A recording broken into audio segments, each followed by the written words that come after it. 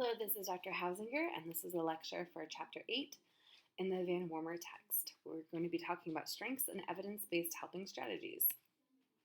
Right. So your entire text is strengths-based, and there's definitely more of a movement towards this. In the 401 class, our text is also strengths-based, and the texts now that we use are very different from when I was in school for drug counseling, and I think that you're going to be continuing to see more and more publications with this perspective.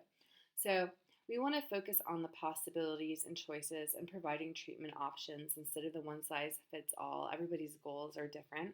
We also want to be wary of the assumption that abstinence is the end all. There's no wrong door to treatment, and abstinence might be a goal, but harm reduction and moderation might also be a goal as well.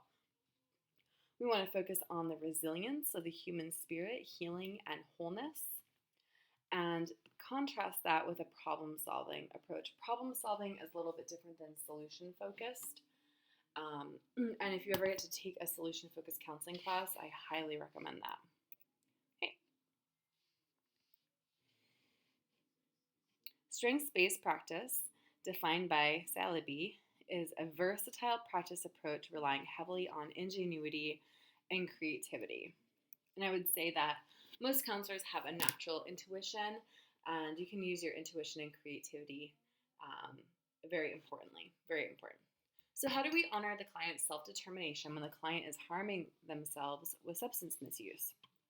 Well, one, the right of choice should be extended to all social classes, as its people in poverty have far less choice than those at high income levels. And so we often see a lot of discrimination and attitudes against people that are homeless that are using substances, or people that are on taxpayer programs that are using substances.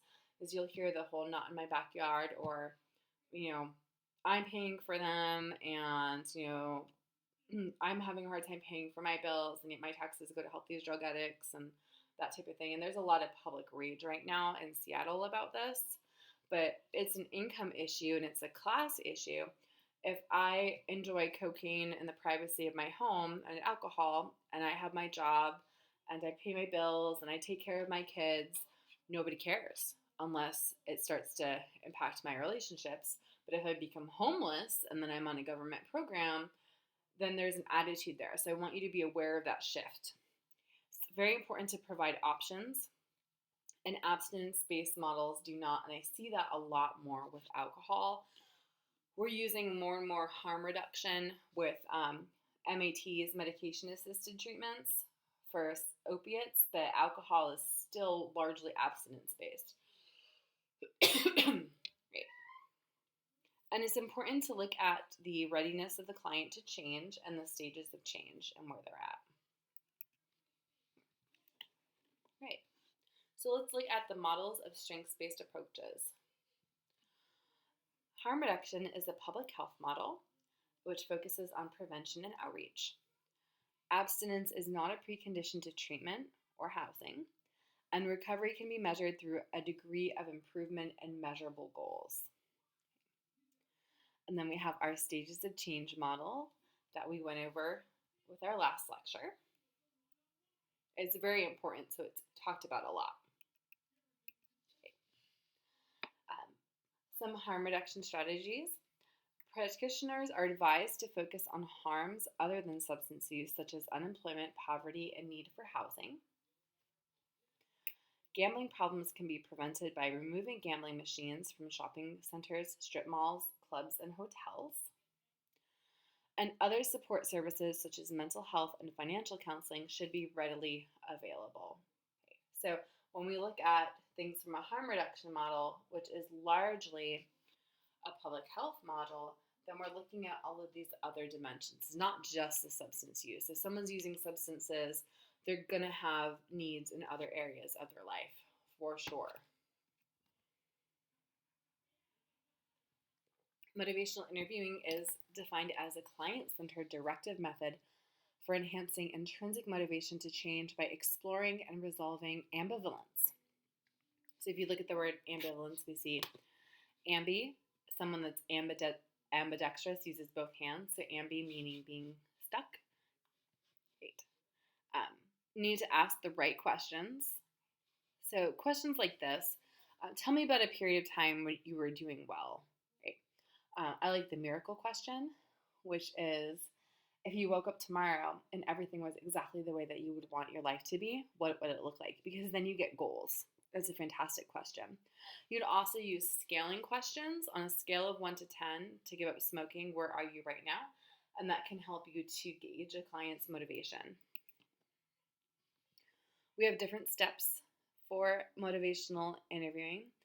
Express empathy, develop discrepancy, avoid argumentation, roll with resistance, and support self-efficacy. We ask open-ended questions that help clients evoke the decision to change. And we want to have a conversation and a collaborative conversation and really get people to think. Lots of times what happens is family members will ask the wrong questions out of fear and anxiety. Like, oh, well, you're using drugs. You're not using the bad drugs, are you? Are you shooting up yet? What are you? And they're trying to get these mental pictures because they're shocked and they don't know what it looks like. And they're trying to kind of scaffold their loved one's problem and compare it in their minds. Like, okay, well, they're not using needles yet. It's not that bad.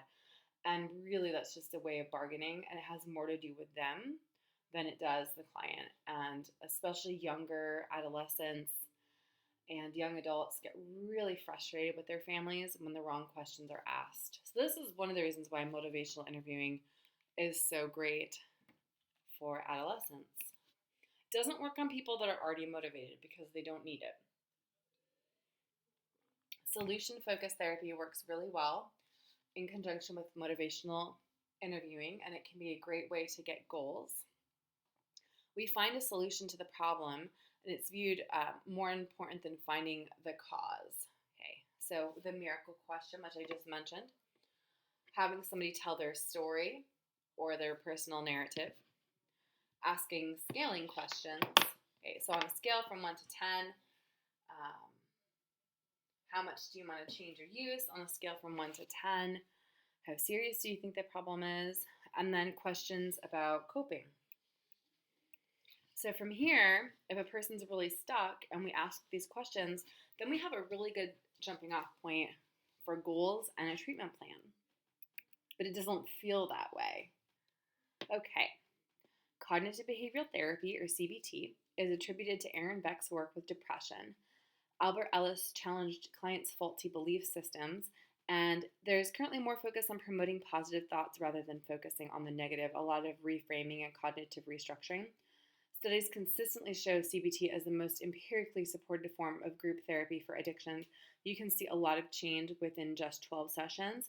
Usually we see groups about 12 to 16 sessions, but it can also be used individually in a one-on-one, and you can, usually there's homework with it too. So you learn skills within the group, and then you make measurable goals for yourself, and then do your homework, and then report back to the group. All right. So, looking at distortions. For a gambling example, conditioning is used by casino owners to get players to spend more.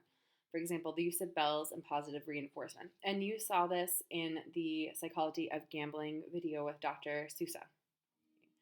And people often have distorted beliefs about how lucky days and lucky machines and lucky pair of underwear, and I'm going to do the spirit fingers at the machine and it's going to help. And if I don't do spirit fingers, I'm not going to win. Irrational thinking. Skills training can help clients avoid succumbing to triggers that promote gambling. And role plays and reinforcement of behaviors to resist temptation are effective strategies. So we do this a lot in different types of therapy. Role playing, it's a form of practicing. Right? So we learn a new skill and we practice it in the safety of the group before we go out into our lives and experiment with trying different behaviors. CBT can be helpful for relapse prevention. Interpersonal coping skills help clients deal with high-risk relapse situations and to develop social support for their recovery. We teach and practice refusal skills, and then we journal about them. Interpersonal coping skills focus on learning how to cope with one's internal triggers, such as anger, stress, and negative moods, and those can often be linked to beliefs, and thoughts. Okay.